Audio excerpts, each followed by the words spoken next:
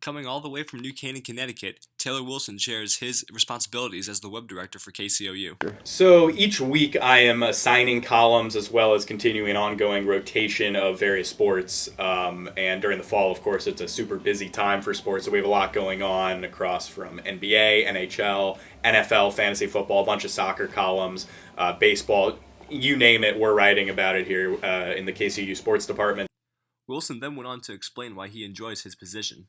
I'd say one of the cool things that I've found, because I'm a senior here at Mizzou, is that I've been able to meet a lot of the underclassmen and kind of talk to them about what their aspirations are in journalism or communications in the world of media, and kind of talk about my experiences at Mizzou and try to help them along. It can be a kind of interesting mentorship role as well, and it's also just an awesome way to meet people and to read some interesting writing from some of our writers here at KCOU. Lastly, Wilson tells us why radio is like no other form of media. I think the cool thing is there are a lot of freedoms that you're granted in radio. For example, today's show on the Big Three, you have a 2 hour window, and you can kind of mold those 2 hours into whatever you want it to be.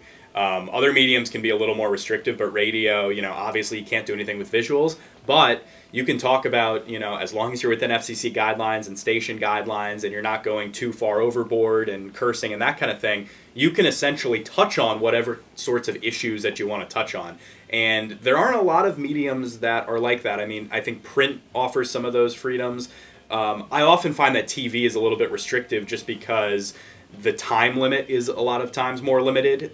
You have more options with the visual side, but also very rarely do you have a TV show that's 2 hours. Whereas in radio, often, especially in professional radio, you have folks doing 4 or 5 hours a day, which offers you a lot of freedoms.